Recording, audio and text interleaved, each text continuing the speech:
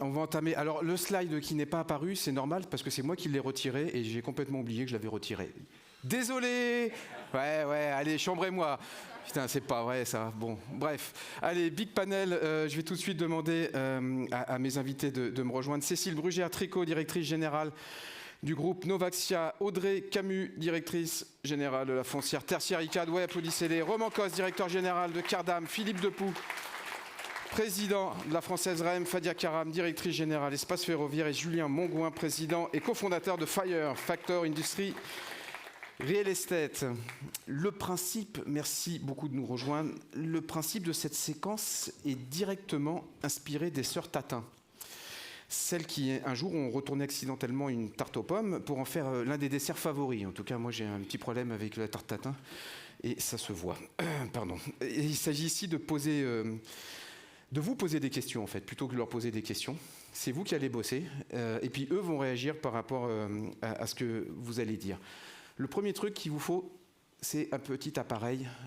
J'espère que vous l'avez, parce que normalement, il devrait doubler le prix, puisqu'il y a 104% de droits de douane sur les iPhones qui arrivent à partir d'aujourd'hui, je crois. Donc dépêchez-vous.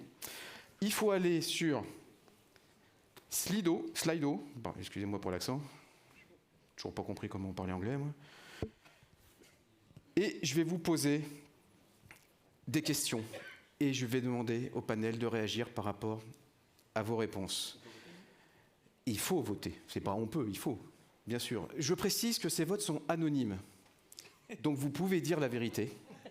Vous n'êtes pas obligé d'avoir les éléments de langage de la firme ou du secteur dans lequel vous travaillez. Vous pouvez vous lâcher. Et on n'a aucun moyen de savoir qui a voté quoi, hein, rassurez-vous. On va commencer sur la première question, vos convictions sur le marché de l'investissement immobilier au regard du contexte. Et on a 3 propositions à vous faire. On a touché le fond de la piscine, l'activité va partir. On a touché le fond de la piscine, mais on va y rester. On a touché le fond de la piscine, mais on creuse encore un peu plus. Vous avez 30 secondes et on peut lancer le compte à rebours.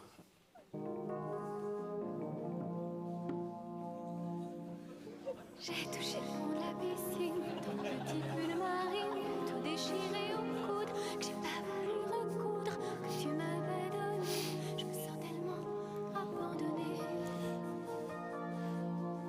Y'a pas qu'au fond de la piscine que mes yeux sont bleu marine. Tu les avais repérés sans qu'il y ait un regard et t'avais appliqué.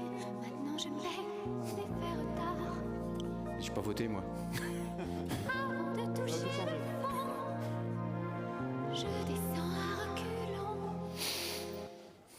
Bon, 208 votants. On est bon, là, sur le quorum, là, on l'a. On a touché le fond de la piscine, mais on va y rester. Vous n'êtes pas très optimiste, quand même.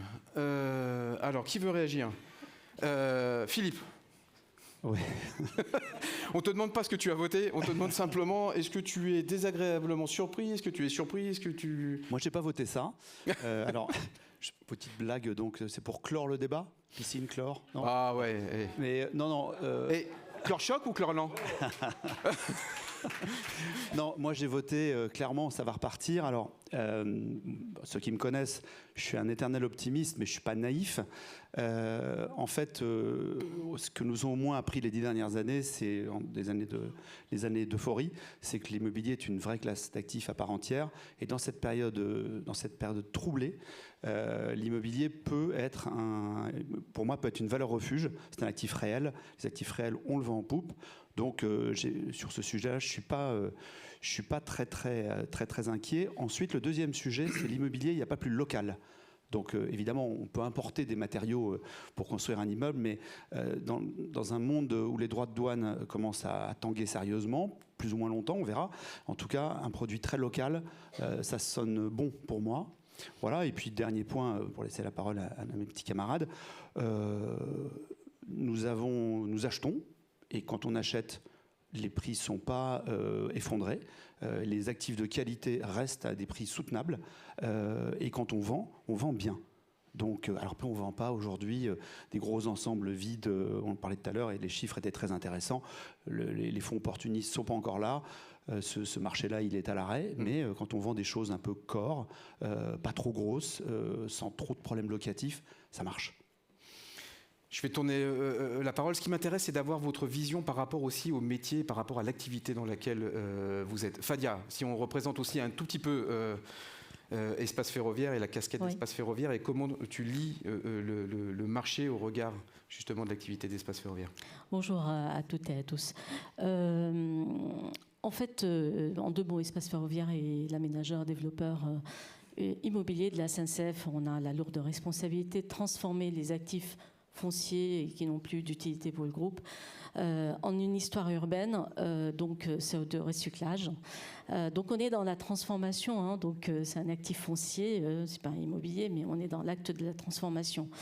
Et donc comment nous, en tant que fournisseurs de ce foncier, on voit l'investissement, je dirais déjà, il y a une sorte de rationalisation, en retour aux fondamentaux. Hein, donc tout le monde, que ce soit les promoteurs ou les investisseurs, et nous avec, on réfléchit d'abord comment on réalise une offre d'actifs qui reste liquide, hein, donc qui attire celui qui va l'acheter ou celui qui va l'occuper, et que durablement, et comment ce produit on peut le dérisquer de façon à ce que la rentabilité soit durable dans le temps. Donc c'est là où ça renvoie à la notion des choix, des sélectivités, des choix, des implantations. Peut-être ne pas aller dans la masse, de diversification de produits. Moi, je dirais, heureusement, je suis optimiste, hein, donc naturellement, enfin, sinon on ne continue pas à vivre et à travailler avec envie. C'est que oui, on a touché le fond de la piscine, mais pour monter, il faut qu'on s'unisse, parce qu'il va falloir qu'il y ait des bougées vraiment dans les lignes des métiers assez importantes, et qu'on trouve des modèles nouveaux où ensemble on construit l'ingénierie financière et des actifs de demain. Donc on en reviendra tout à l'heure, mais je suis plutôt confiante parce qu'il y a beaucoup de bons professionnels, on a tous envie de bouger. Julien, ouais, allez. Bonjour à toutes et tous. Bon, ravi de cette invitation. Moi, j'ai répondu qu'effectivement, on avait touché le fond. Alors, c'est plutôt bien parce que c'est là où on bâtit des fondations saines. Ouais. En tant que bâtisseur, constructeur, c'est quand même important. Moi, je suis un entrepreneur, donc forcément, je suis également optimiste parce que sinon, ça ne sert à rien d'entreprendre. Et après, je pense qu'on a touché le fond. Et nous, alors, sur la classe d'actifs que je représente, qui est plutôt l'immobilier logistique et industriel, on l'a vu dans les différentes interventions. Aujourd'hui, on est plutôt une classe d'actifs assez hype. Bon, moi, j'ai démarré il y a plus de 20 ans. Il y a 20 ans, on était au fond du bunker, au MIPIM, et il y avait quelques personnes qui venaient nous voir, et encore, la plupart s'étaient trompés. Donc, ça a bien changé. Et effectivement, aujourd'hui, nous, la force de notre activité, c'est qu'on a eu un très gros repricing très tôt, après la dernière des crises, avant celle du Trumpisme. Mais on a eu un repricing assez fort et assez violent, et ce qui nous a permis de remonter plus vite. Et également aussi, ce que j'ai remarqué dans l'introduction que tu as faite, c'est que la plupart des acteurs qui s'intéressent à notre classe d'actifs aujourd'hui sont ceux qui sont les plus dynamiques, c'est-à-dire les value-add et les quelques opportunistes aussi, et un peu de core plus. Et donc forcément, ça a beaucoup redynamisé aussi l'immobilier logistique, l'immobilier industriel, ce qui explique que cette dernière année, elle représentait à peu près un tiers de l'investissement global. Donc c'est déjà reparti sur la logistique. C'est plutôt reparti. Ouais. Ok. On continue le tour de table. Audrey ? Non, moi je suis aussi plutôt optimiste. Je pense qu'on a touché le fond en termes de volume. Ça, je pense qu'il n'y a pas trop de doute. On voit aujourd'hui quand même le retour des investisseurs et de la capacité à se financer, ce qui n'est pas neutre hein, dans notre secteur. Notamment, on voit pas mal d'argent sur le marché du value-add. Hein. On l'a vu d'ailleurs hein, dans les slides tout à l'heure. Le core, comme le dit Philippe, plutôt sur des volumes moindres. Mais on pense que sur du value-add, on pourrait aller sur des gros volumes aussi. Et il y a en effet toutes les classes d'investissement alternatifs, alors qui permettront, et là je partage l'avis de Raphaël, hein, pas de compenser le volume qu'on avait en bureau jusqu'ici, mais qui en tout cas vont prendre le relais sur une partie du volume. Très bien. Roman, et puis après Cécile. Alors peut-être un regard un peu différent de par notre métier. Nous, on adresse les utilisateurs majoritairement. Et derrière un produit d'investissement, il y a quand même un locataire qui paye un loyer. Ça s'appelle le cash flow. Bon. Ouais. Donc c'est quand même important et c'est intéressant dans ce moment-là de regarder ce qui se passe du côté de l'utilisateur. Et en fait, je suis comme les utilisateurs, c'est-à-dire que moi, j'ai pas voté, j'avais pas pris mon téléphone portable, mais en fait, je suis un peu entre deux eaux dans la piscine. Quand je dis ça, c'est quoi? C'est que en fait, pour les utilisateurs qui prennent des décisions d'exploitation, d'investissement quasiment au quotidien, la permacrise, elle ne fait que se reconfirmer. Aujourd'hui, c'est la crise douanière, donc il y a toujours un moment, donc il y a pas de calme, il n'y a pas de voilà, il y a pas d'arrêt. Et aujourd'hui, les utilisateurs, qu'est-ce qu'ils font? Ils font ce que le philosophe Sénèque nous apprenait. La vie, c'est pas attendre que l'orage passe, c'est apprendre à danser sous la pluie. Et aujourd'hui, les utilisateurs, ils regardent les cycles immobiliers, comme on les a vus, et ils se disent, finalement, on est à un moment, alors qu'ils soient grands utilisateurs ou plus petits, ils se disent, il y a de l'offre. En fonction des secteurs, on peut, entre guillemets, faire des courses à bon compte. Et notamment chez les grands utilisateurs, on peut se positionner de façon un peu contracyclique et inscrire notre immobilier d'exploitation sur le prochain cycle des 10 à 15 prochaines années. Ils le font Paris CBD parce qu'il y a de moins en moins de beaux immeubles, de grands immeubles à Paris disponibles, parce que tout le monde veut être là. Et ils le font ailleurs, parce que là aussi, on peut avoir une offre importante et à des conditions tarifaires particulièrement importantes, à un moment où ils doivent repenser leur outil d'exploitation, l'immobilier, par rapport aux nouveaux usages. Et ainsi Donc eux, ils voient une clé d'entrée, là, ils voient une période, un Donc momentum. ils voient une opportunité, on avait vécu ça et on l'a vu dans les chiffres il y a 10-15 ans. C'est vrai des utilisateurs, des grands utilisateurs privés, c'est aussi vrai du public et c'est très intéressant. On voit que l'État était très actif. On les a accompagnés sur 2 grandes transactions de plus de 40 000 m² en Ile-de-France sur le Spalis à Saint-Denis et 6 degrés dans le sud parisien. Ils achètent dans une optique de rationalisation de leur patrimoine immobilier. Ils achètent à la casse, on est d'accord. Ils achètent à super bon compte, ça c'est sûr. Oui, pardon. Super bon compte. Voilà, donc ils logent ça dans une foncière. Donc il y a une gestion dynamique, y compris de l'État, qui s'y met avec force et conviction.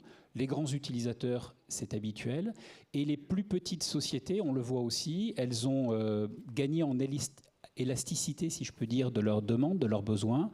Ils sont prêts à quitter Paris pour aller dans une tour à la Défense sur des plus petites surfaces, parce qu'ils n'ont plus les moyens de se loger à Paris, c'est devenu trop cher. Donc on gagne en flexibilité. Donc tout ça pour dire que oui, l'utilisateur qui fait le sous-jacent, si je puis dire, investissement, on est à un momentum de marché où il y a de l'opportunité et de l'opportunisme. Donc c'est plutôt encourageant. Très bien.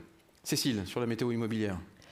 Alors moi, je suis aussi optimiste. J'ai des optimistes sur ça. Mais heureusement qu'on est optimiste, parce que sinon il faudrait qu'on aille faire autre chose. De toutes les crises naissent des opportunités. Et je pense que aujourd'hui, est-ce que on a touché le fond en termes de valeur? Peut-être que ça va, peut-être pas.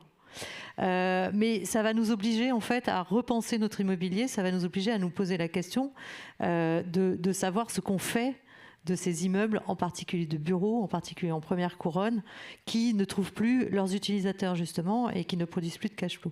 Et aujourd'hui, on voyait là tout à l'heure sur les courbes historiques, moi j'ai compté en fait peu ou prou 35 millions de mètres carrés de bureaux qui ont plus de 25 ans. Donc en fait, non seulement on a une baisse de la demande, mais on a également une obsolescence. Et de ces bureaux, il va falloir faire quelque chose. Alors, vous me voyez venir, je vais prêcher pour ma paroisse. Il va y avoir un tri qui va être fait. Il va y avoir les bureaux qui sont bien localisés, qui sont bien desservis, qui sont en bon état et qui vont continuer à trouver preneurs. Et puis les bureaux plus obsolètes, émissifs, trop vieux. dont il va falloir faire quelque chose, et par exemple les recycler. Et on voit effectivement qu'en face, on a une crise du logement dans laquelle les gens n'arrivent pas à se loger. On a un appétit des investisseurs pour acquérir du logement. Et en fait, nos immeubles, il va falloir les recycler et il va falloir les amener vers d'autres usages. Et également, le deuxième volet de ça, il va falloir qu'on arrive à les remettre dans un cycle de vie qui permette de les conserver pendant les 30 à 50 prochaines années, avec en plus une logique, et on y viendra peut-être tout à l'heure, une logique de réversibilité, c'est-à-dire que lorsque les immeubles que l'on aura replacés sur le marché arriveront eux-mêmes dans un certain temps en fin de cycle de vie, l'idée, ce serait qu'on n'ait pas autant de capex à ce moment-là à mettre que ce qu'on a aujourd'hui, parce qu'on a pensé des immeubles que sur du mono-usage. On va y venir et on va notamment parler du bureau. Mais tu évoquais les valeurs et c'est justement la deuxième question qu'on va vous poser, votre vision sur l'évolution des valeurs vénales. Je vous propose 5 types de réponses. Elles vont repartir à la... et vous n'avez qu'un choix.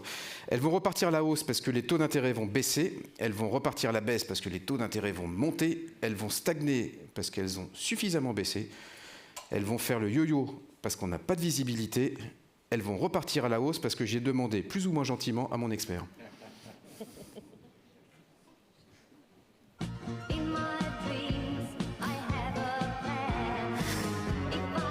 Toujours un peu de musique.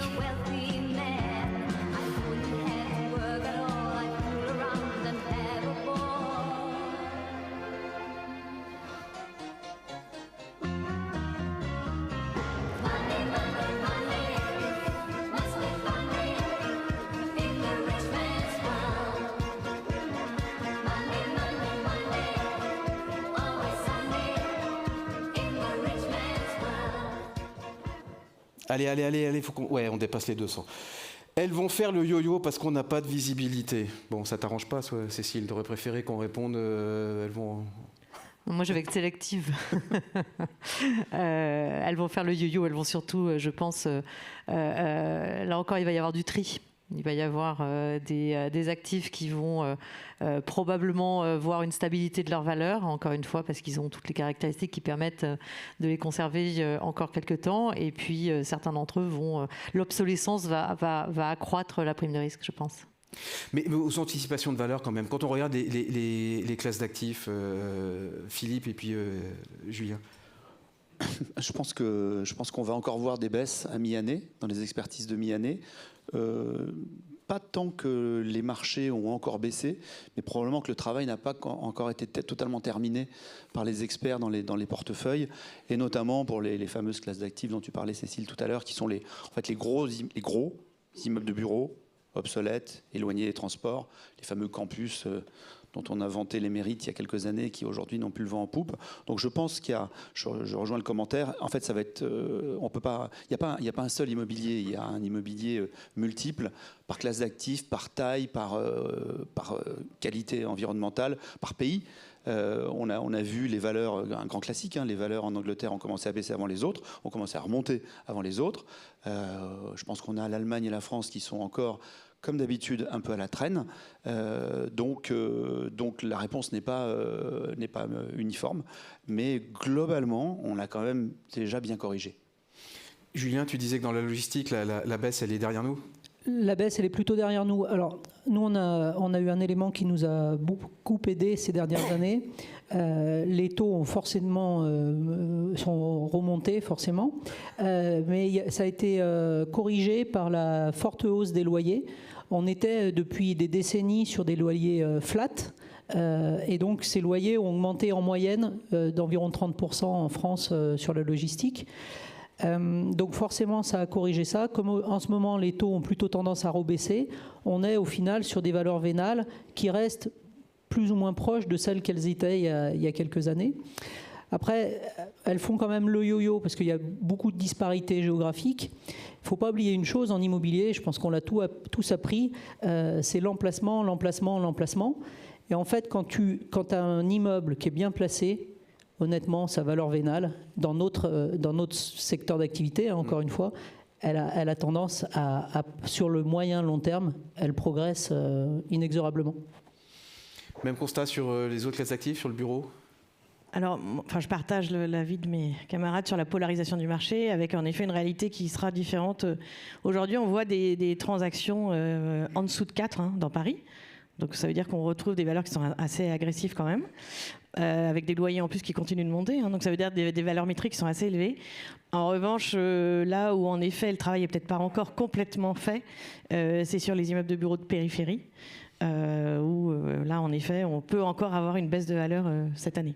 Voilà. De combien encore? Je croyais qu'on avait passé à la paille de fer un peu tout là. Aujourd'hui, ça discute comment avec les experts? La paille de fer, elle est passée. C'est-à-dire que là, je pense qu'on va avoir peut-être un atterrissage, mais qui sera, j'espère, nettement moindre que celui qu'on a eu jusqu'ici. Parce que là, on a perdu 30% sur certains actifs. Donc, oui. Fadia, Roman, sur votre vision des valeurs. Les valeurs du foncier, ça baisse ou pas? En fait, naturellement, quand la valeur des actifs baisse, donc dans un bilan d'un aménageur que tout le monde connaît, par compte à rebours, la valeur foncière est impactée. Mais ça, c'est ce que donne le calcul. Et c'est là où, je dirais, le modèle qu'on a, nous, on a une chance peut-être travailler sur des actifs qui sont détenus par le groupe SNCF. Donc c'est une maison qui va sur toute la chaîne du propriétaire jusqu'à l'utilisateur. Et donc nous, notre rôle en tant qu'acteur développeur, c'est de redéfinir la stratégie en marchant. Alors parfois c'est possible, parfois c'est plus compliqué. C'est possible, par exemple, quand on a des programmes, on a préfiguré des opérations d'aménagement avec des bureaux et que le groupe commence à se dire où je vais déplacer mes actifs, mes salariés, parce qu'ils sont dans des bâtiments qui sont des passoires énergétiques, moyennement occupés, et je monte dans le dispositif pour leur dire, mais regardez quand même ce qu'on peut produire ou ce qu'on va produire dans vos terrains. Et c'est là où on arrive par cet exercice quand même, sur 2-3 territoires, à pouvoir maintenir la valeur du foncier par ce biais-là. Et puis, ce qui n'est pas possible, c'est quand on a parce que nous, notre activité est dans le temps long. Donc, quand on a travaillé avec des collectivités, des destinations particulières sur des quartiers, des permis d'aménager, parce que nos fonciers, initialement, ils n'ont pas de destination urbaine, on a parfois du mal à reformater la destination finale dans un mandat. Parce qu'il y a une posture qui a été actée et personne n'a envie de la remettre en cause. Donc du coup, le temps long devient plus long et c'est là où ça bloque l'opération, on est d'accord. Ça bloque, mais ça nous permet de retravailler des stratégies avec les propriétaires pour les convaincre de changer, parfois d'occuper temporairement par de la logistique, du stockage, quand il y a de la disponibilité foncière, faire peut-être des occupations temporaires sociétales qui permettent au moins d'équilibrer le coût du portage du foncier. Donc on est appelé à être en permanence en capacité de faire des offres innovantes en interne qui permettent de sécuriser ce qu'on a. Romain, c'est le temps des soldes là, tu évoquais un petit peu le momentum pour les grands utilisateurs. Oui, il y a clairement de l'achat d'opportunisme, mais plus généralement, quand on parle de valeur, en fait, la valeur, tu l'as dit, la localisation, c'est indéniable. La qualité du cash flow aussi, mais de plus en plus, finalement, aussi la valeur intrinsèque de l'immeuble. Elle est de plus en plus regardée par les acheteurs, qui soient d'ailleurs utilisateurs et encore plus investisseurs. Et aujourd'hui, on parlait de la qualité du parc.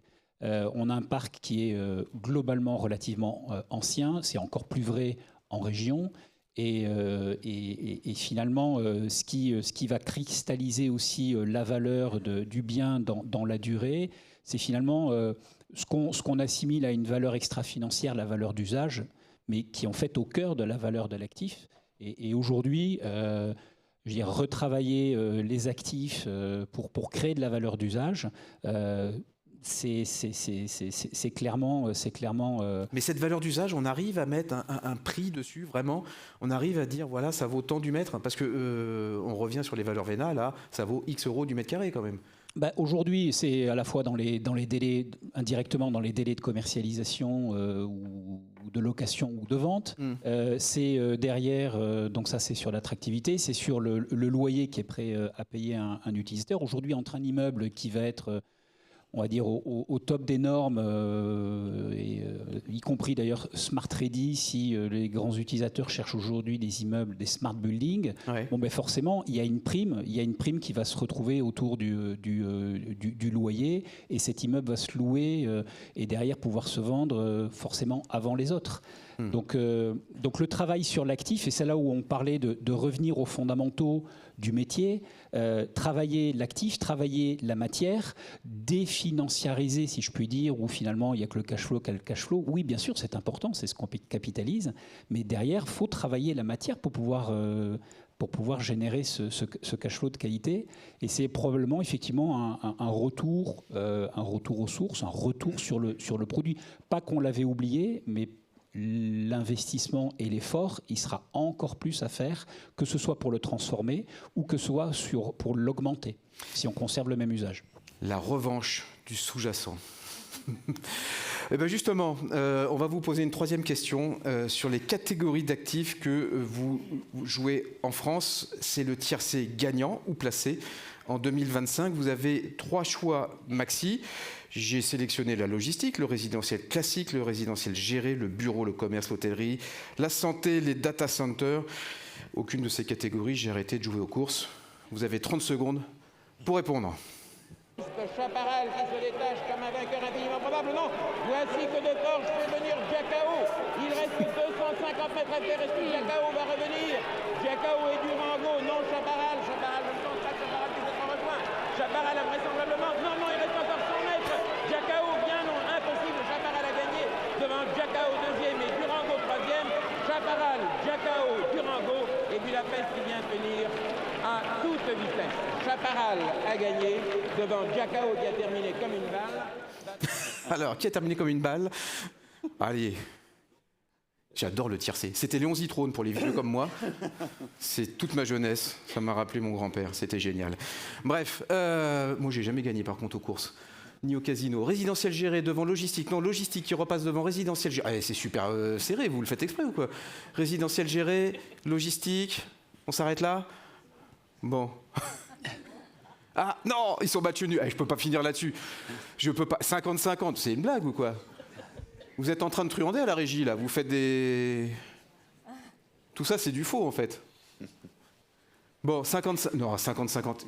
Est-ce que quelqu'un peut voter, s'il vous plaît? Juste pour départager. Bon. Qui veut réagir? Philippe et puis. Alors, le fameux Beds and Sheds ressort là. Alors, quelques commentaires, ça me va pas mal. Moi, je rajoute dans le Beds and Sheds la santé, parce que la santé, c'est aussi parfois des lits, même souvent. La Française, donc pour parler d'un gestionnaire d'actifs qu'est la Française, on est très multiclasse à la base, avec une prédominance bureau. Donc le bureau n'est pas mort, il faut juste le transformer, le penser autrement, etc. Donc j'ai aucun sujet là-dessus. Après, dans la diversification, le sujet bed and chaise me va plutôt bien.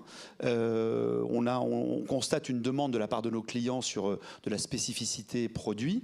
Donc on va retrouver là. Après, ça pose la vraie question qu'on évoquait brièvement tout à l'heure, d'avoir les compétences en interne pour pouvoir gérer ces nouveaux types d'actifs.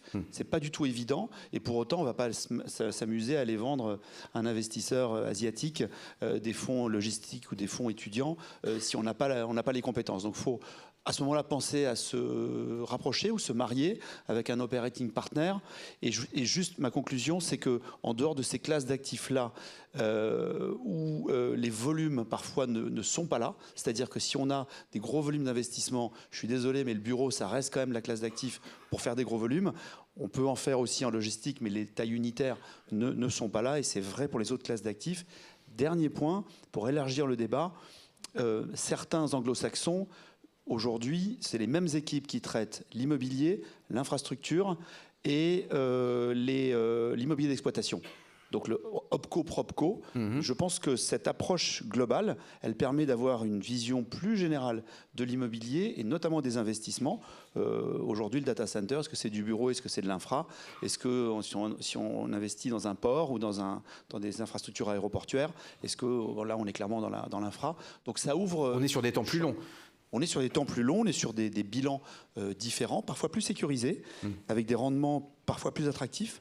Et donc, on n'y est pas encore à la française, mais quand vous interrogez le monde anglo-saxon, qui est souvent en avance sur ces sujets, ce qui me frappe en ce moment, c'est cette approche private equity immobilier qui fonctionne ensemble, et sur les sujets de gestion et de talent en interne pour gérer ces actifs nouveaux. Ouais. Oui, alors il y a une classe d'actifs qui apparaît pas, c'est l'activité, mais elle est peut-être dans la logistique. Nous, on voit aujourd'hui, c'est 20% de notre parc chez ICAD. Et en termes de demande des entreprises, ça prend le relais un petit peu en fait, de la demande bureau sur certaines localisations, puisque ça permet en fait, à des utilisateurs d'activités de se rapprocher de Paris, là où c'est devenu moins attractif en bureau. Après, pour aller complètement dans le sens de ce que dit Philippe, nous, aujourd'hui, on s'oriente vers les data centers et vers le résidentiel en intégrant la dimension exploitation. Sur les deux, d'ailleurs, puisque sur les data centers, on en a déjà 5 aujourd'hui en exploitation au Parc des Portes de Paris, qui sont pour l'instant en bail, mais on est en train d'en regarder sur lesquels, notamment sur le Parc de Rungis, sur lesquels on pourrait intervenir aussi comme operating partner, en fait, sur l'exploitation elle-même du data center. Et sur le réseau étudiant, même chose, en fait, on a signé un partenariat avec Cardinal pour pouvoir exploiter directement en marque blanche. Donc c'est ICAD qui prendra le risque d'exploitation, qui sera propriétaire, pour du coup regrouper l'ensemble de la chaîne de création de valeur et bénéficier de la création de valeur liée au fonds de commerce lui-même. Fadia. Oui, alors moi je suis pas investisseur dans ma fonction, mais je voudrais peut-être faire un pas à côté aujourd'hui en tant qu'acteur dans un groupe public, et quand on fait de la transformation de la ville, on a une responsabilité sociétale. Le groupe, par exemple, est très servant depuis plusieurs années, donc il est premier de classe de permettre la cession des fonciers et créer du logement, particulièrement le logement social. Je prends l'exemple sur Paris, nos opérations en moyenne c'est 50% de logements sociaux, voire 60 parfois, 65. Donc, et dans les territoires, on est autour de 35-40, donc on est là aussi pour aider le logement social qui est pas mal demandé et qu'on n'arrive pas à couvrir la demande de se faire sur ces fonciers d'utilité publique. Néanmoins, aujourd'hui, on arrive à des situations où on raisonne les investisseurs, et je ne jette pas une pierre, parce que tout le monde de nous aussi, on raisonne économie. On raisonne peut-être trop sur le court terme, sur le produit, ok, géré, donc c'est une solution à court terme, tout le monde doit trouver des solutions à court terme, et moi j'appelle un peu à peut-être à se projeter un peu plus et à préparer l'avenir. Les centres-villes, les centres urbains, les fonciers qu'on transforme sont tous dans les grandes métropoles, dont bien desservis par le moyen de transport, parce que c'est des fonciers qui étaient d'activité de production et qui sont libérés. Et donc, si on continue à fabriquer toujours les extrêmes, le social et le libre très cher, on ne va pas y arriver. C'est-à-dire, on est en train de créer des ghettos sociaux dans nos centres urbains, alors que la classe moyenne a un rôle majeur dans le fonctionnement de la ville et le centre-ville. Donc, nous, on est convaincus qu'il faut qu'on active cette classe d'actifs, le logement intermédiaire, le logement à accession C'est ce qu'on peut ranger dans le résidentiel classique. J'ai pas mes lunettes là, je vois, c'est le gérer. Donc c'est pas nécessairement gérer dans le sens où gérer il y a. Classique.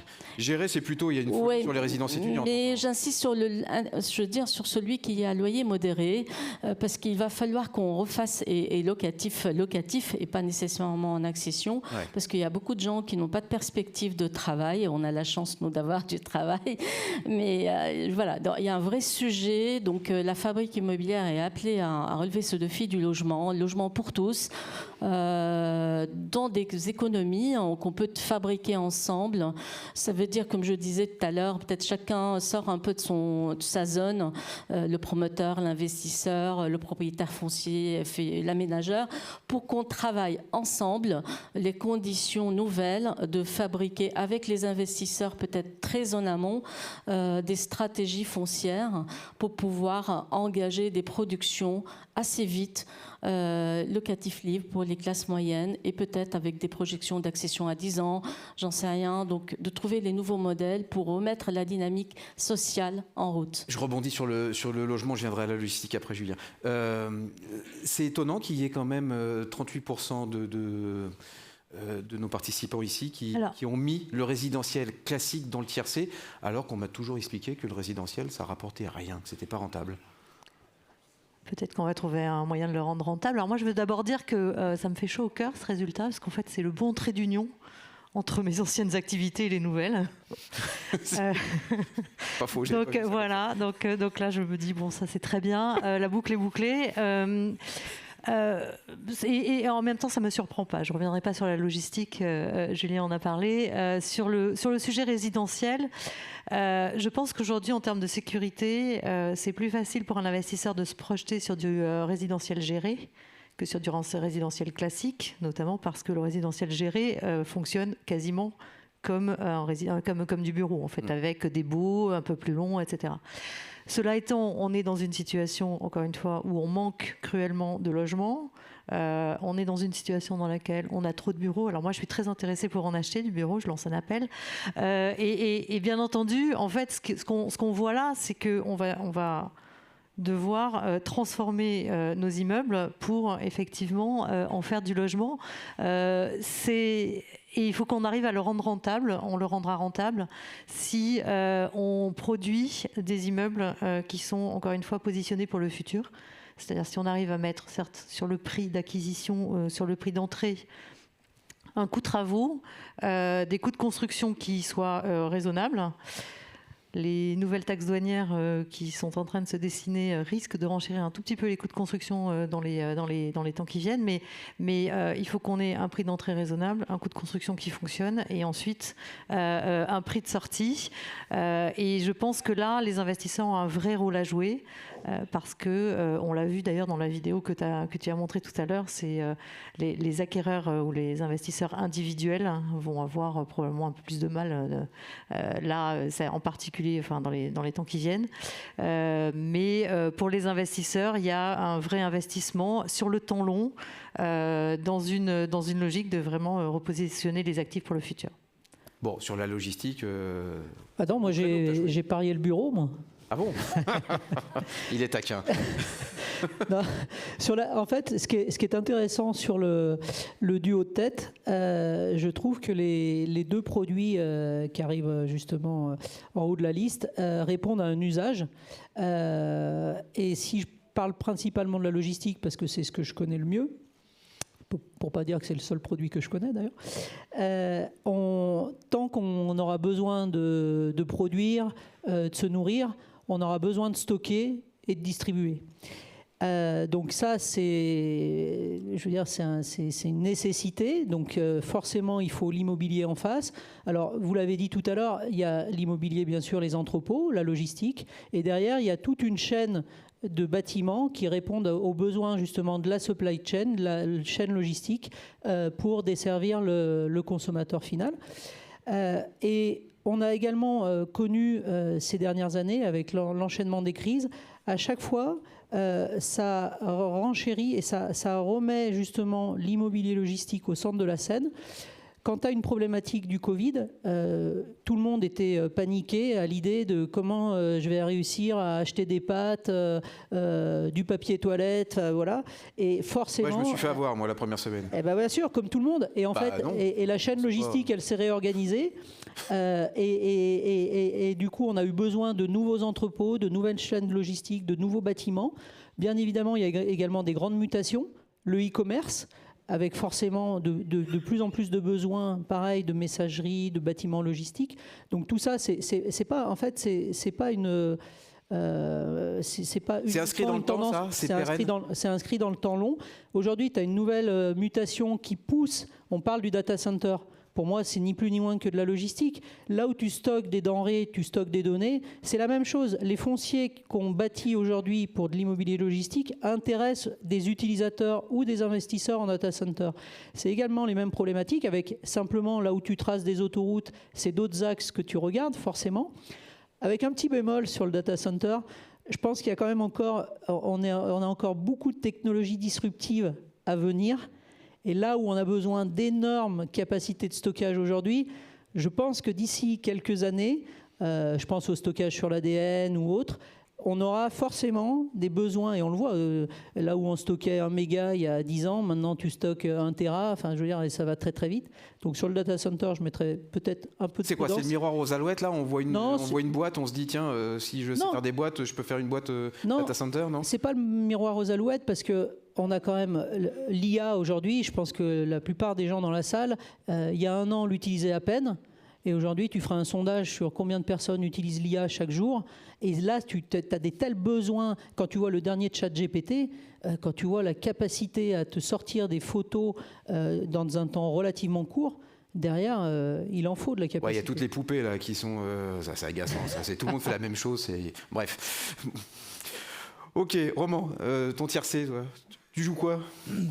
Je joue, nous, notre métier, c'est travailler la matière. Donc, comme disaient les anglo-saxons, no pain, no gain. Donc, je vais aller là où il y a du travail à faire. Donc, effectivement... Commerce, santé, bureau. Le bureau, non. Au-delà de ça, petit commentaire. C'est vrai que dans l'immobilier, probablement, c'est la culture issue de la loi MOP et ainsi de suite. On aime bien mettre des choses dans des cases. Ouais. Et il faut que ça rentre dans une case. Je fais le petit commentaire.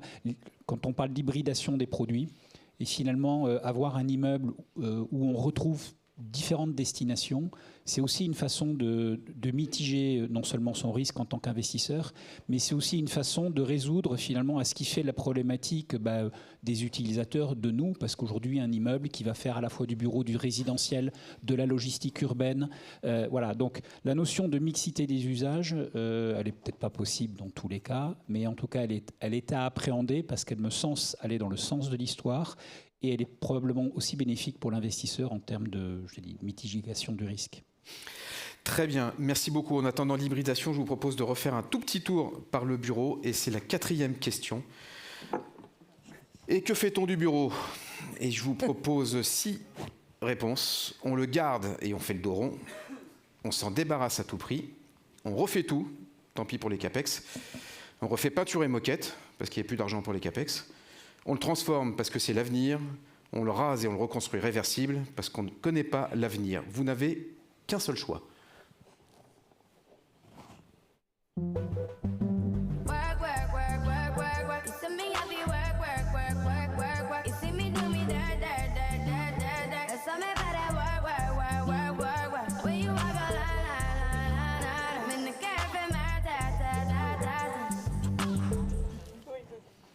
Elle est top la bande son, non? Magnifique. Bon, merci. Qu'est-ce que ça donne? Ah ouais, on transforme. Bon, et ben voilà. Madame, vous avez du boulot. Ouais, bien joué. Voilà. Bravo. Bon, alors, si on parle un tout petit peu des perspectives sur le marché du bureau, sur le marché de la transformation, est-ce qu'on va passer au stade, j'allais dire, industriel, plutôt que l'acupuncture à laquelle on assiste depuis quelques dizaines d'années sur la transformation de bureaux en quelque chose? J'ai pas dit en logement. Philippe. Peut-être pour lancer le débat, il faut faire le tri. On a commencé à faire ça chez nous, hein, quand je disais on a 60% de bureaux, donc là-dedans on a évidemment des petites perles, on a des bijoux de famille, on a des trucs magnifiques, et puis on a des trucs un peu plus compliqués. Donc je pense qu'il faut avoir le courage de faire le tri et de faire, je n'ai pas parlé de défaisance, mais en tout cas identifier les actifs à vrais problèmes, voire sans avenir, et s'en occuper. Alors s'en occuper, ça peut être aussi tourner la page à l'anglo-saxonne, se couper un doigt, une main, un bras, et être prêt à passer la main. C'est pour ça que je remarquais tout à l'heure la non-présence des opportunistes. J'aimerais bien qu'ils soient plus présents. Et moi, je suis prêt sur certains actifs à considérer. On fait atterrir les valeurs et passer la main, parce que ces trucs-là, dans le portefeuille, ça va être compliqué de les garder. T'es dans le 3% là ?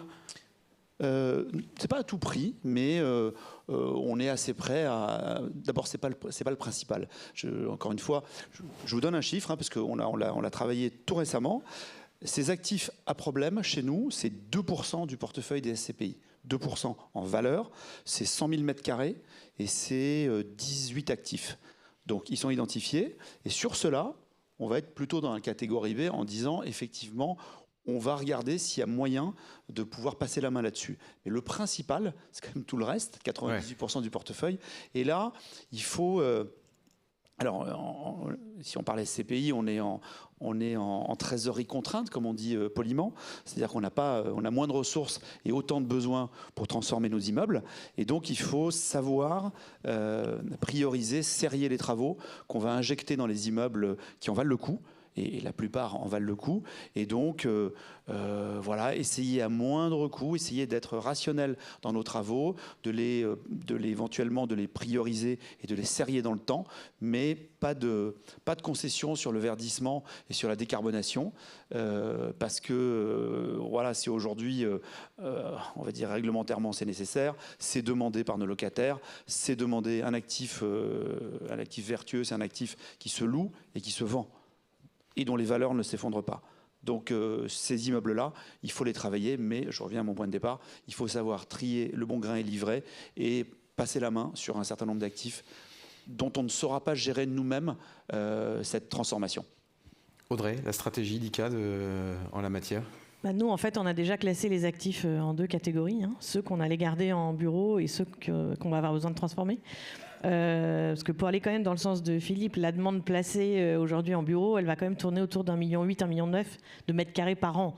Donc voilà, il y a encore une demande de bureaux et nous, on a encore une grande partie de nos immeubles qui sont aujourd'hui loués ou qu'on cherche à louer. On a encore signé, et c'était une bonne nouvelle, je pense, pour le marché locatif globalement, 34 000 mètres carrés avec le conseil départemental de la Seine-Saint-Denis sur un immeuble à Saint-Denis. Donc voilà, y compris sur des localisations comme ça, on arrive encore à louer des immeubles de bureaux et c'est bien.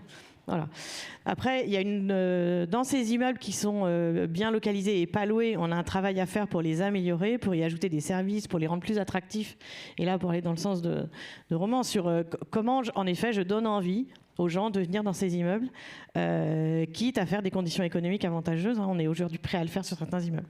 Et en fait, il y a la troisième catégorie qui est en effet des immeubles où on considère qu'on ne les relouera pas en bureau parce qu'ils ne correspondent plus aux besoins en termes de localisation.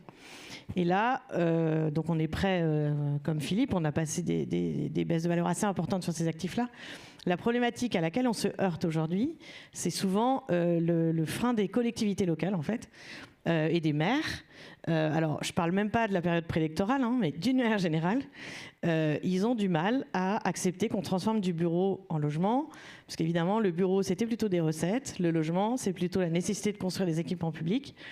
Et donc, on a du mal, honnêtement, sur une grande partie des communes sur lesquelles on est, à obtenir de la ville un accord pour transformer, y compris quand on a enlevé tous les freins économiques, etc. Donc aujourd'hui, le frein réellement qu'on a, c'est, je trouve, la capacité à se mettre d'accord avec les collectivités. Mais peut-être Cécile nous aidera là-dessus. Mais... Il peut se débloquer après les municipales ou on attend d'avoir une friche? Honnêtement, c'est compliqué. Je ne sais pas si c'est que les élections qui bloquent. Je ne suis pas sûre. Cécile? Je pense que c'est un des principaux freins, effectivement, à la transformation de bureaux en logement. Et tu l'as très bien dit, Audrey, c'est en bureau, il y a des taxes qui sont payées par le propriétaire, pardon. Et même quand l'immeuble est vacant, le propriétaire continue à payer une taxe. Et donc, en fait, pour un maire, c'est plus intéressant financièrement de garder même une friche que de autoriser une transformation de PLU. Une autorisation de permis, effectivement avoir des coûts et des investissements à faire. Ça, c'est quelque chose qu'on va pas, et ça va aller au-delà, et ça va se poursuivre au-delà effectivement des municipales. C'est quelque chose sur lequel il faut que collectivement on s'interroge sur comment on veut produire du logement en France, et cette interrogation, elle n'est pas seulement au niveau des investisseurs ou des opérateurs, elle n'est pas seulement au niveau des collectivités locales, c'est une question qui est à poser en fait au gouvernement et aux gens qui font les lois en fait. Je voudrais juste revenir sur on le rase et on reconstruit réversible. Fadia, est-ce qu'aujourd'hui, ça c'est tolérable quand on est un aménageur et qu'au bout d'un moment, la transformation étant peut-être trop compliquée, trop coûteuse, il vaut mieux le descendre pour reconstruire autre chose et pourquoi pas du bureau? Dans tous les cas, il faut qu'on reste tous pragmatiques. Je voudrais faire une petite parenthèse. Le groupe SNCF détient beaucoup d'actifs tertiaires qui sont des petits volumes un peu disparates, étendus sur toute la France. Et parfois, ils intègrent des équipements techniques qu'on ne peut pas déplacer. Donc, ce qui les rend encore insolvables.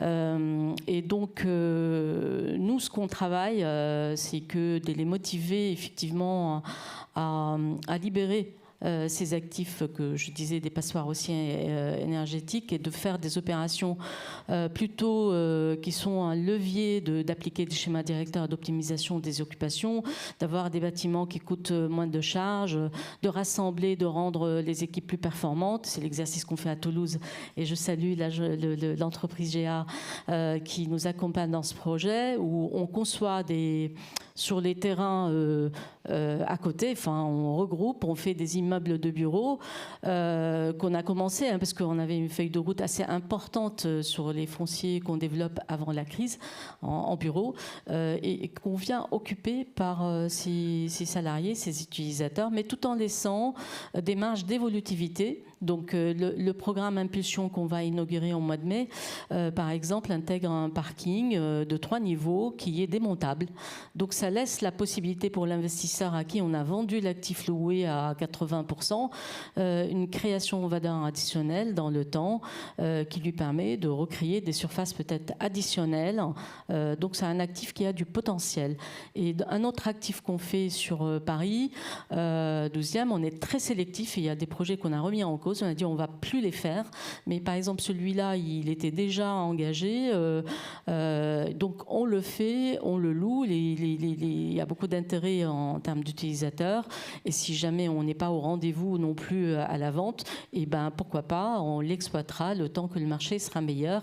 On verra ce qu'on en fera, mais je suis très confiante de sa vente, sa qualité et l'élasticité de programme de rez-de-chaussée vers le quartier et l'adresse dans laquelle il est. Et puis les projets qu'on avait programmés et qu'au final on se dit, bon, est-ce qu'il y a un marché, on n'hésite pas de remettre en cause la copie. C'est un long travail avec les collectivités pour qu'ils acceptent que là où on avait le développement économique ne le soit plus. Donc je rejoins ce que disait Audrey. Mais ils nous écoutent parce qu'eux aussi n'ont pas envie d'avoir une friche. C'est dans l'intérêt de tous. Donc on essaye de coupler le programme par des fonctions qui peuvent les satisfaire aussi, qui peuvent les satisfaire, des fonctions ouvertes sur le quartier et tout ça, ce qui rend encore l'immeuble plus vivant. Et j'espère que avec tout ça, on aura l'occasion de ne pas se trouver avec un stock de production. Philippe, et puis après je voudrais aussi l'avis de Romain. Mais... Je suis désolé, je pensais juste à un truc, c'est que pour être un peu positif sur le bureau, encore une fois on en gère beaucoup nous, on n'a pas forcément la martingale, mais pour réenchanter le bureau et faire revenir les collaborateurs au bureau, il y a quand même un triptyque qu'on met en place et qui marche. C'est de verdir l'immeuble et de le décarboner, c'est de donner de la flexibilité au baux. On tourne beaucoup autour du pot, mais nous on l'applique et ça marche. Je ne vous parle pas des Champs-Élysées ou de boulevard Haussmann, je parle de localisation compliquée. En fait, on s'adapte à la flexibilité dont a besoin le locataire en matière de surface. Et troisième sujet, on met, tu l'évoquais, des services dans l'immeuble, mais pas un panel de services indifférenciés, des services ajustés à la localisation, la taille et la typologie d'utilisateurs. Franchement, quand vous mettez en place ce triptyque, qui ne coûte pas forcément très cher, ça marche. Romain et Julien après. Romain, ça suffit aujourd'hui de verdir l'immeuble et de mettre un peu de service ou il faut plus? Non mais d'abord, pourquoi on en est là sur le bureau?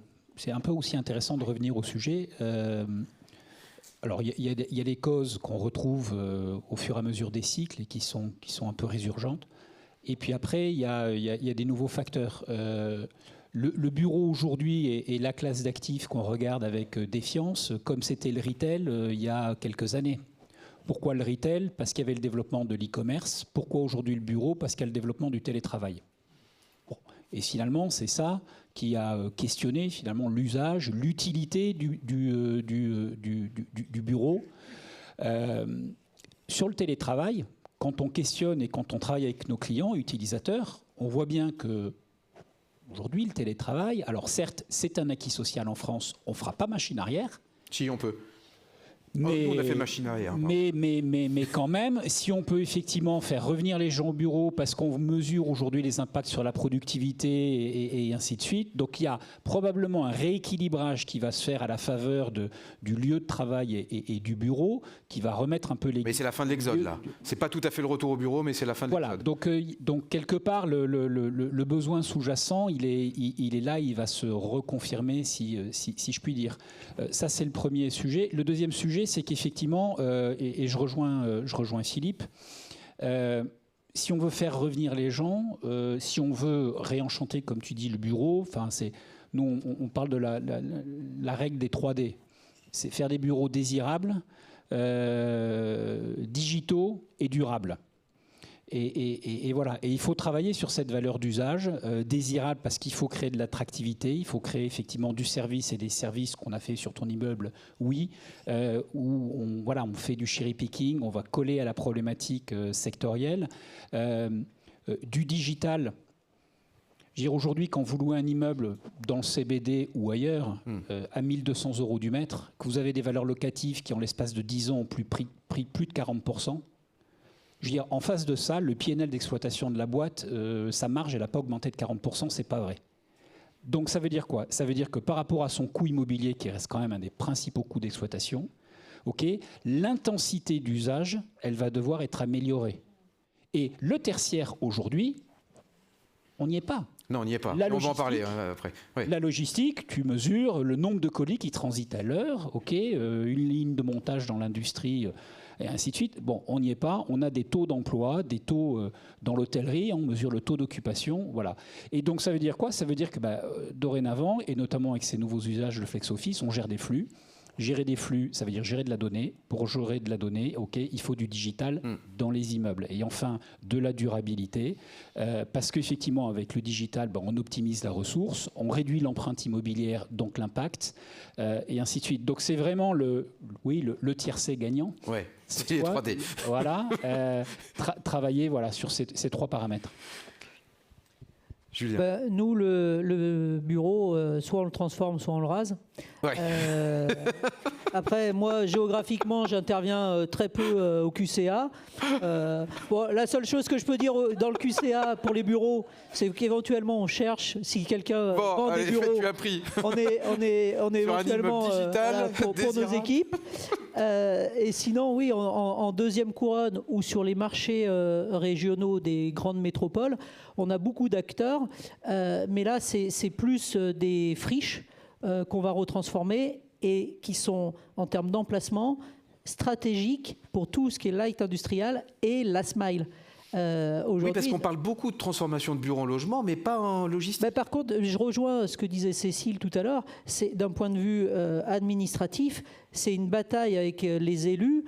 Là, pour d'autres problématiques, on a aussi plus de taxes, CVAE, taxes foncières et autres que du logement pur. Mais par contre, on a une acceptabilité par les riverains et par les politiques qui est très dure. C'est l'une des forces aussi et l'une des... Pourquoi la logistique aussi en termes d'investissement c'est résilient, c'est que c'est tellement dur à produire.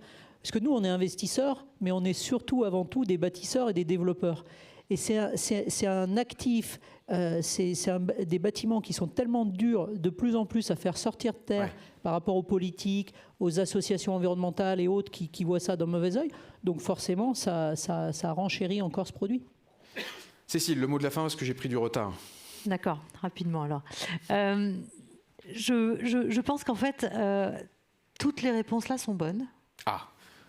Et toi, je celle pense... qui t'arrange le mieux, c'est le B, c'est ça? Oui, moi le B, c'est pas... Non, pas forcément.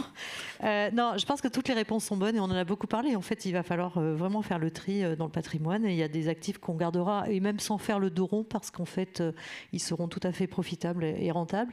Et puis, il y a des actifs qu'il va falloir repositionner légèrement ou plus lourdement. Ce que je voulais ajouter sur le sujet, c'est que lorsqu'on parle de transformation, et si on parle de transformation en logement, c'est que souvent on s'imagine, ah oui, la trame bureau, elle ne va pas permettre de faire du logement, c'est pas efficace, etc. Mais on peut aussi faire de la transformation avec de la démolition partielle, c'est-à-dire on peut aussi regarder dans les actifs ce qu'on peut garder. En général, l'infra, les fondations, c'est un peu dommage de démolir un actif jusqu'à ses fondations pour en reconstruire un autre à la place. Donc on peut aussi essayer d'avoir une sorte de logique différenciée en gardant jusqu'à l'infra, jusqu'au rez-de-chaussée, et puis voir ce qu'on peut reconstruire au-dessus. Ça permet aussi de temps en temps de ramener aussi de la pleine terre ou renaturer les parcelles. Voilà, ça c'est ce que je voulais ajouter sur la transformation. On peut aussi transformer le bureau en autre chose que du logement, et pourquoi pas effectivement en logistique, en last mile. La grande logistique, dans les endroits où il y a du bureau, c'est un peu moins probable parce qu'on n'est pas dans les mêmes localisations. Et je ne résiste pas, et peut-être pour conclure sur le sujet de la logistique, dans les périodes de crise, en fait la logistique c'est constitué de flux et de stock. Dans les périodes de crise, les flux s'interrompent ou se ralentissent. Et donc, ça renchérit le besoin en stock. Pour des questions de résilience, pour des questions de sécurité. Donc, effectivement, moi, je pense que la logistique aussi, c'est un secteur qu'elle soit de lointaine ou qu'elle soit plus proche et plus urbaine, plus proche des villes, c'est un secteur qui peut aussi être un débouché pour la transformation des bureaux. On n'abandonne jamais totalement la logistique. Allez, dernière question de notre petit slido. Demain, quel est mon objectif de performance pour l'immobilier? Vous n'avez droit qu'à une seule réponse. Ma priorité, c'est booster le TRI. Ma priorité, c'est sécuriser les cash flows. Ma priorité, c'est sauver la liquidité de mes actifs. Ma priorité, c'est améliorer la performance énergétique de mes actifs. Ma priorité, c'est de réduire l'empreinte carbone de mes actifs. Vous voyez qu'on parle de performance financière et extra-financière. Vous avez 30 secondes pour répondre.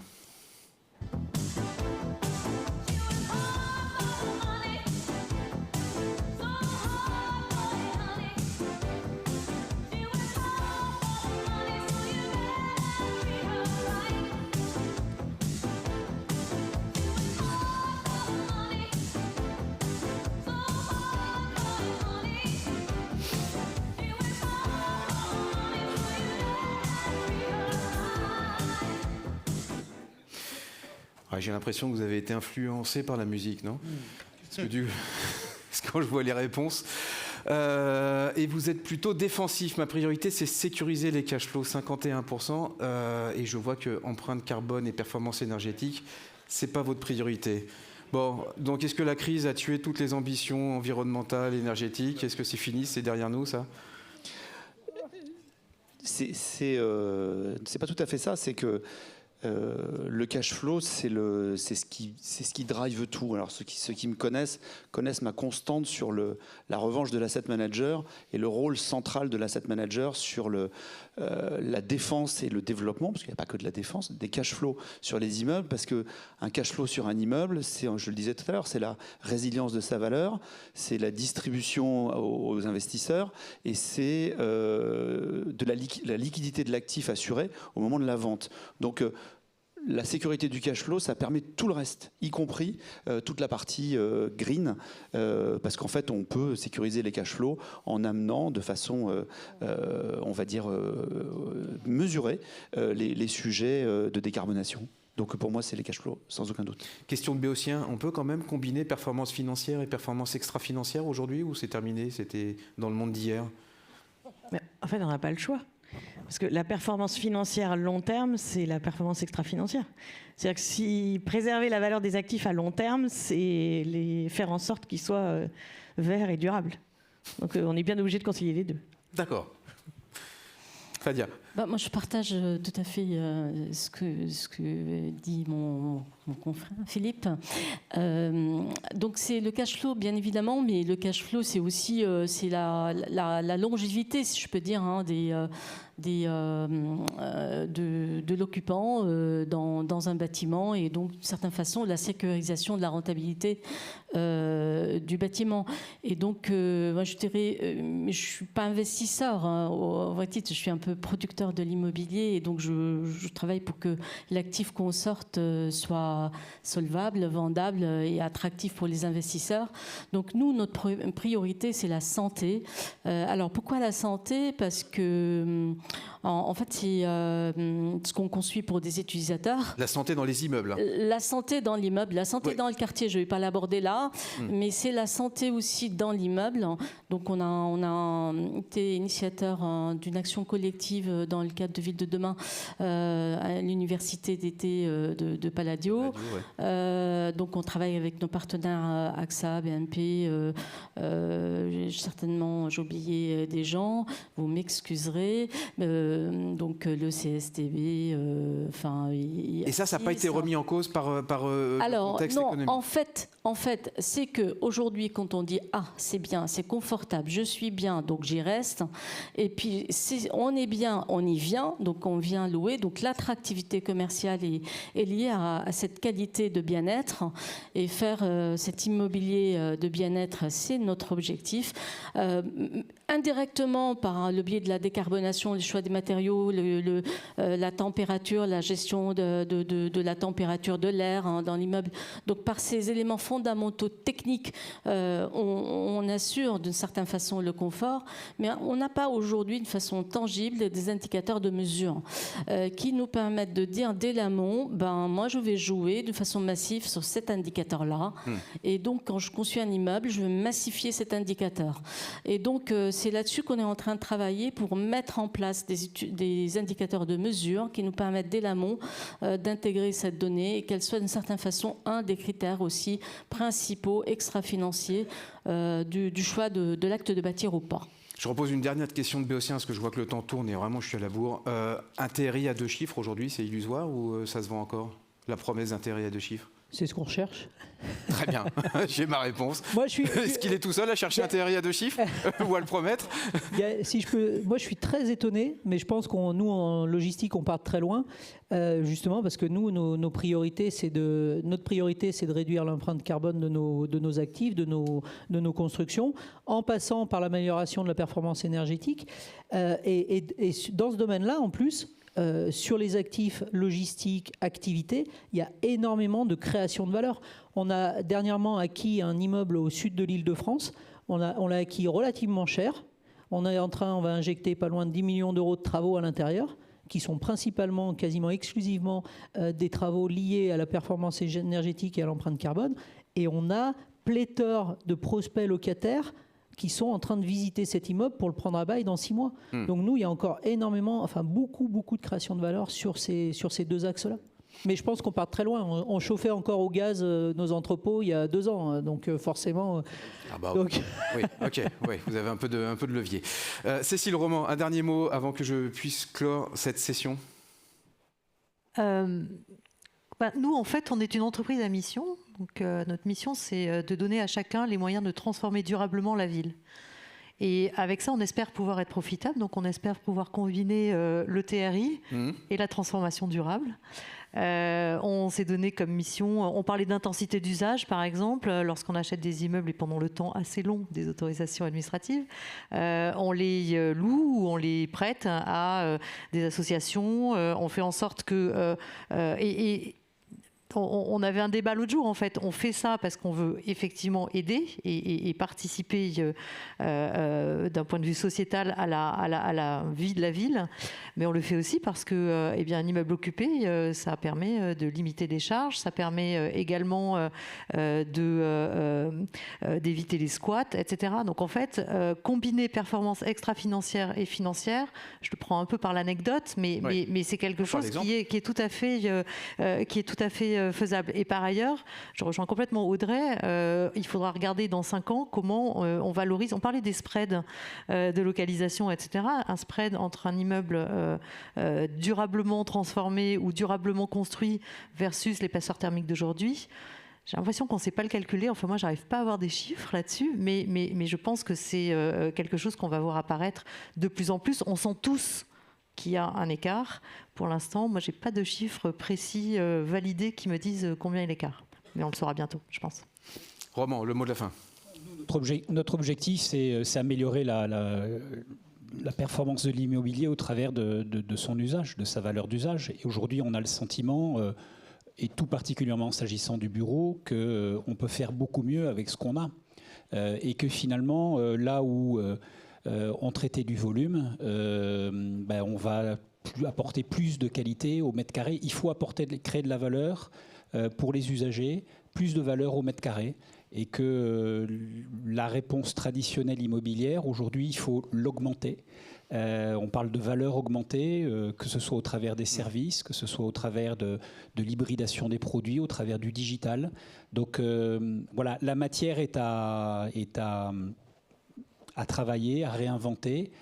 Et de cela découlent les cash flows, découle l'impact positif de l'immobilier sur son environnement, y compris sur les hommes et les femmes qui habitent nos lieux.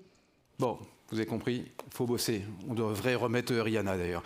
Merci beaucoup en tout cas. Merci vous d'avoir joué le jeu et merci d'avoir répondu. On passe à notre prochaine session.